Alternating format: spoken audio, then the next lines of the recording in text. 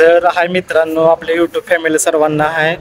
तर आज बघा, अजून मी पुलावर आलेलो आहे. तर तुम्हाला आजची पूर परिस्थिती काय, पंढरपूरला पूर किती आलता, किती गेला आणि किती पाणी कमी झालं, तर ती पाठीमागच्या कॅमेऱ्याने दाखवतो. व्हिडिओ शेवटपर्यंत नक्की बघा.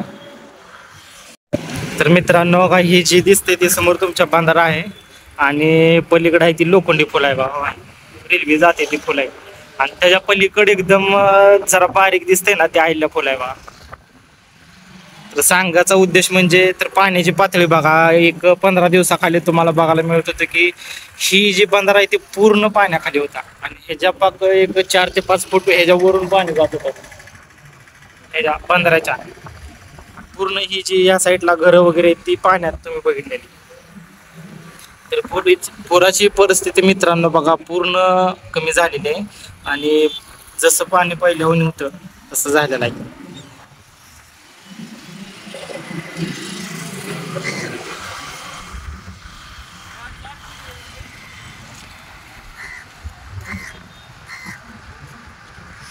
या साईडला पण बघू शकता तुम्ही किती पाणी कमी झाले किती नाही. आणि या साईडला बघितलं तर मित्रांनो बघा इस्कॉन मंदिर इथे आहे बघा, ती पण पाण्याखाली होतं. बघायला तुम्हाला मिळालं असेल. आणि पुंडलिकाचं मंदिर पण हवा आपण व्हिडिओ मध्ये बघितलं, ते पुंडलिकाचं मंदिर पण आहे येतं.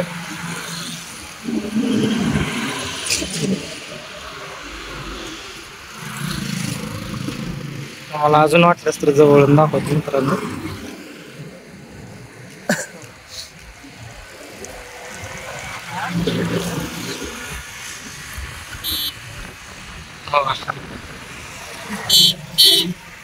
हे जे आहे ती फुल होता हवा, जुना दगडी फुल आहे, तर ती पण पाण्याखाली होता मित्रांनो.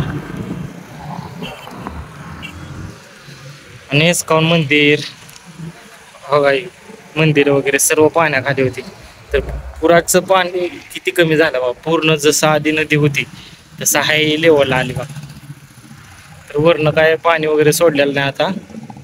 तर जी पूर आलेलं होता पाणी ती संपूर्ण पाणी खाली निघून गेलेलं आहे बघा. आता जसं आधी होतं तसं वारकरी वगैरे आंघोळीला ते येते, ते बाहेर गावावरनं आलेले. जसं आधीची पूर परिस्थिती होती ना, म्हणजे पाणी वगैरे होतं तसं आहे असं पाणी वगैरे झालेलं बघा मित्रांनो. तर व्हिडिओ कसा वाटला नक्की कमेंट करून सांगा.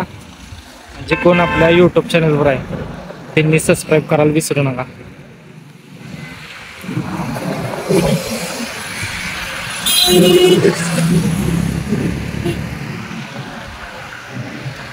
भेटू पुन्हा एकदा मित्रांनो अजून व्हिडिओ बरोबर.